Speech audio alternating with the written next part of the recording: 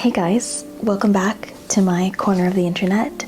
If you're watching this video, it may be because you already watched a video where I said I was starting my own magazine, and yay, we're excited, things are popping off, but the work has to begin. We need to get serious. But even before that, we need gear, we need things that people who create things need. So I'm gonna walk you through my little starting a magazine starter pack. Obviously, I've never done this before. So this is not a recommendation per se. This is just me sharing with you what I thought I needed to just start ideating, right? We're in the ideation process. So here's my stack of things, and I'm gonna walk you through basically why I picked each one. All right, we're starting off super basic. Field notes. I've never had a field note notebook before. I've always put things down digitally. I've used Milanote, Notion, Figma, Pinterest to plan my photo shoots and different things. But I figured if I'm going to go tactile and print something, I really wanted to write, draw, design layouts and do different things in a physical book. I typically use books like these. Very, very big. And I had started the process of ideating a little bit in this, then I quickly realized this can't fit in my purse. And it will take up way too much space in a book bag. So I knew things had to change and I had to get something like this, but it had to be cute. So it's like a cream color, adorable, comes in a pack of 3. And I'm really excited to just pop these in a bag, well, one at a time, obviously, and be able to just jot things down as I see them, as I get inspired. Whether it's like color swatches, whatever, fabric, I have no idea. I don't know. But I know I need something to jot it all down, so I'm actually really excited to start using these. Next up, a hard drive. Super basic, but I have about 10 active hard drives right now for different things, and it's not very organized. It's all over the place. And I really didn't want to subject this project to more of my chaos. So I knew I needed a separate drive where everything for the magazine will go. Fonts, layouts, photos, videos, social media, posts, assets, things. I really just needed one place. But I also, again, needed it to be cute. This is a cream version, so I'm really excited to use the cream version. I've been honestly looking for a reason to buy the cream version. I have the black, but the cream, it just goes with everything. You understand what I'm saying? There's already a vibe happening, so we're continuing the vibes with the hard drive. Next on the list, a book. I've read this book before in digital format. It is such a great way to reformulate your mind around deadlines. Sometimes we give ourselves a little too long to do things, and this book really helps you reframe that behavior and shorten the time, you guessed it, into 12 weeks, and accomplish a lot more in your year than you would without this state of mind and way of thinking about projects. This is a very big undertaking, and I certainly do in my personal life have a tendency to say, oh, I could do that later, next weekend, another day. When someone else isn't giving me deadlines, I'm just like, hey, when it happens, it happens. So I'd like to get back into the 12-week year and start to formulate some of my goals and the tasks that I need to do to accomplish this goal into this format.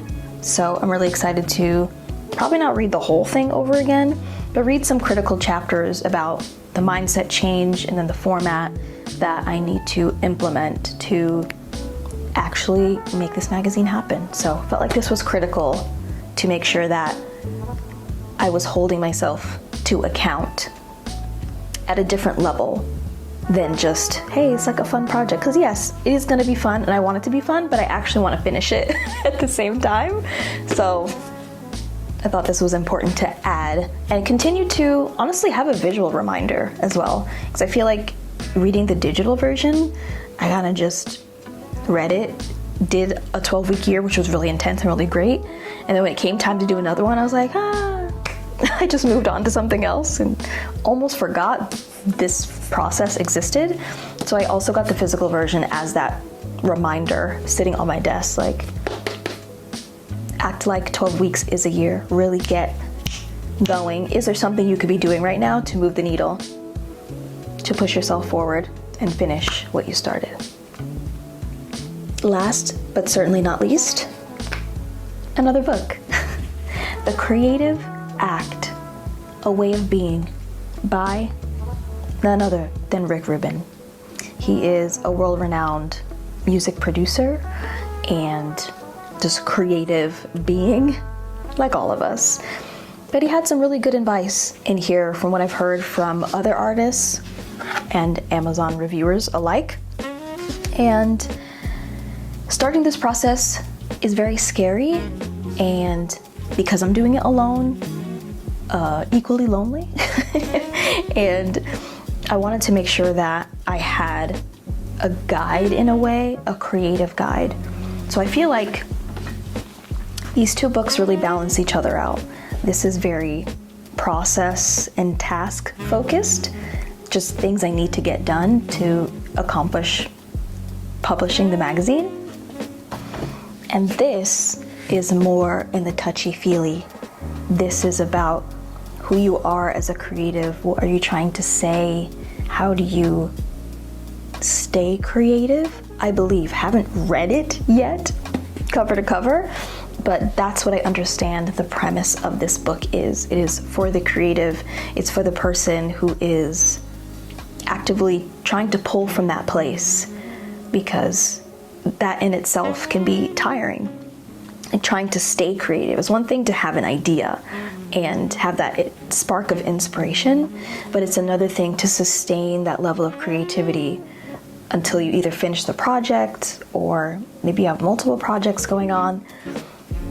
That is a challenge that I've experienced, certainly myself. So I have a lot of respect for his work, a lot of music he's been a part of that I adore, classic music, and I'm really interested in hearing his perspective on creativity and how to approach it.